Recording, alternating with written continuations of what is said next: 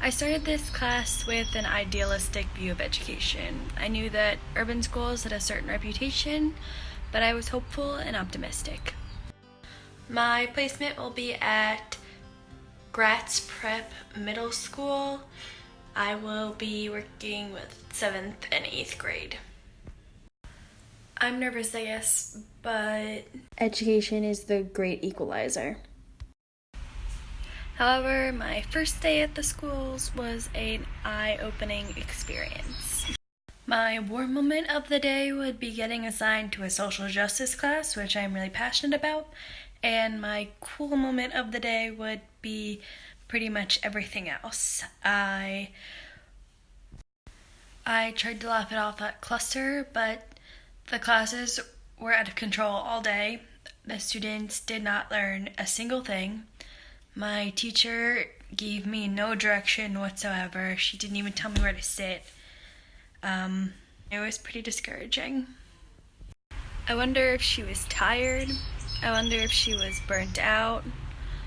I wonder if she thought that her class was going well.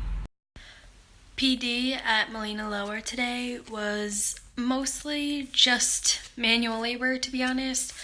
But one thing that actually did get to me and hit me was we were cleaning out a teacher's classroom today, and I found these bags that I thought were just reusable bags, and I went to go toss them in the reusable bag pile, and the teacher that was with us said, "No, those are the backpacks that Miss Smith made for her students that didn't have backpacks." And it just really hit me how much some of these teachers give to their students, some of their own money, their own time, things that they don't have to do, and that being a teacher is so much more than just the rote instruction.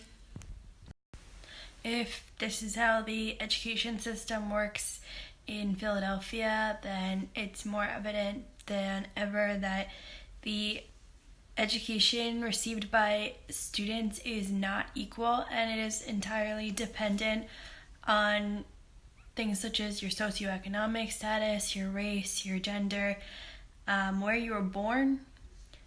That would make education inherently unequal. Wednesday went about the same as Monday, and Thursday I watched the same documentary 4 times. I now know a lot about the Niger River Delta.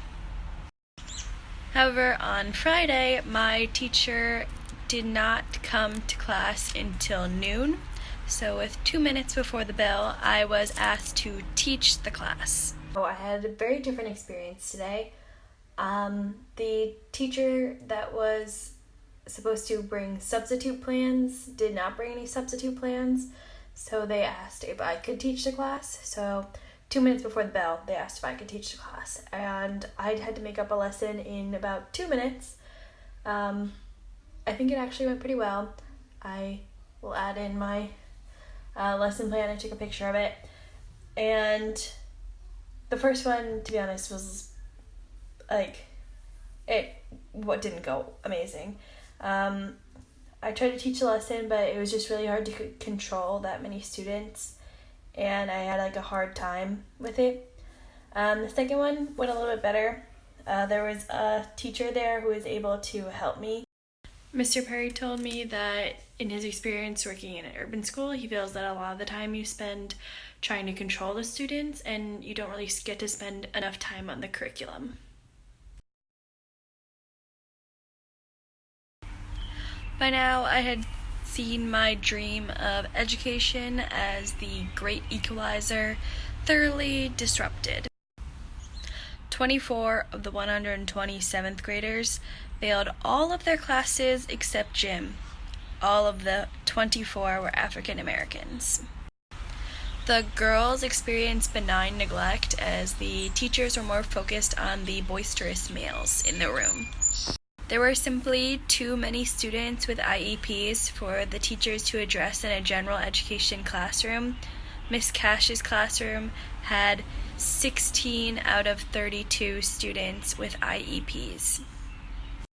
I had seen racism, sexism, and ableism as the white supremacist patriarchy bared its ugly head in the education system, and now it was time to form a new dream of my own making.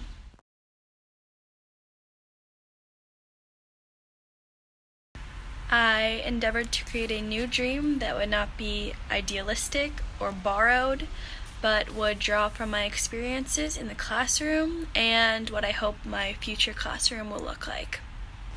Education is unequal. However, I vow to be an advocate for social and emotional justice for my students in the classroom, the school, and the community. I also vow to encourage other educators to take up these ideas because I know my students' education is not confined to my classroom.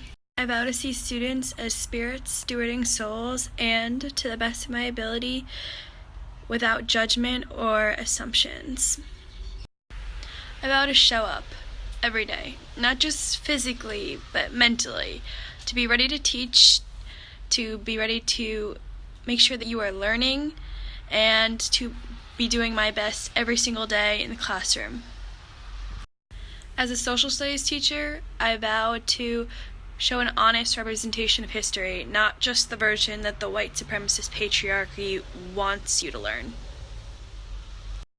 I vow to create a space where all my students, regardless of their ascribed characteristics, feel valued, safe, and supported. I vow all of these things for life, for love. So education didn't turn out to be as idyllic as I had hoped originally, and education is definitely inherently unequal. However, that doesn't mean that we shouldn't try to make it better and that we can't do something different in our own classroom. Just because it's been done that way for a long time doesn't mean it's the best way. This is my current dream. However, it's not finished yet. I'm still learning, I'm still growing, and my dream will grow with me.